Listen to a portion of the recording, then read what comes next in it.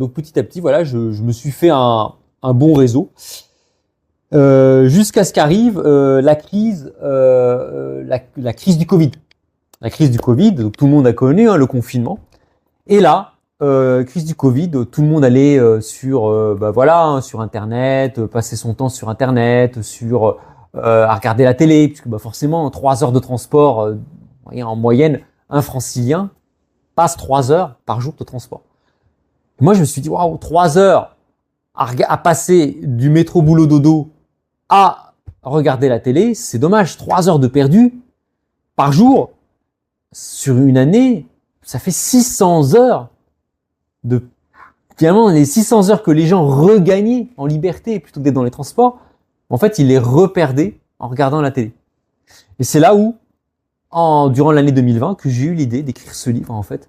Je me suis dit, écoute, Alix, chaque jour, les 3 heures que tu passais dans les transports, tu vas me faire le plaisir de passer 3 heures à écrire quelque chose. Je voulais écrire quelque chose. Je savais pas quoi à l'époque, je voulais écrire. Je me suis dit, waouh, qu'est-ce que l'on est libre sans prendre les transports. C'était génial. Bon, en plus, j'ai une petite maison et tout. C'est vraiment cool et tout. Et donc, j'ai commencé à écrire le livre. Et la première version du livre, avant qu'elle soit publiée, ça s'appelait « Sortez du métro boulot dodo et conquérez votre liberté financière ». C'était vraiment le premier titre. Et puis là, on en a discuté évidemment avec Jean Daïd, avec la JDH édition.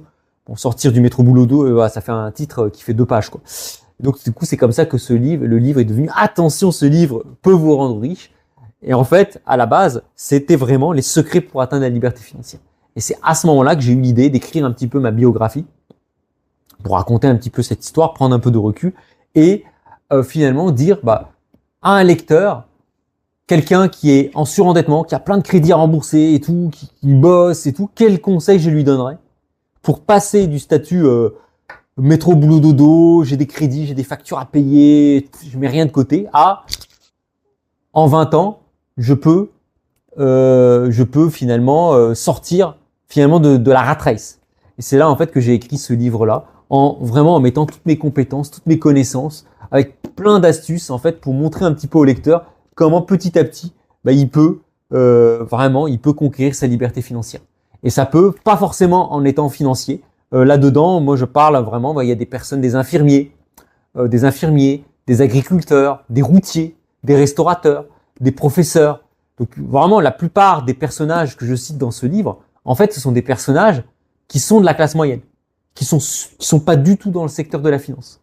Et en fait j'explique un peu au lecteur comment en quelques années, effectivement pas en quelques semaines, en quelques années, en fait il peut générer l'équivalent de son salaire, mais en revenus passifs.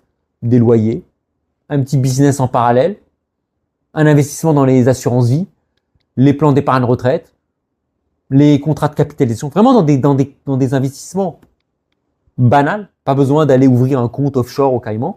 Comment il peut, à travers tout un tas d'investissements, apporter tout le monde, comment il peut finalement générer au bout de quelques années l'équivalent de son salaire, mais en revenus passifs.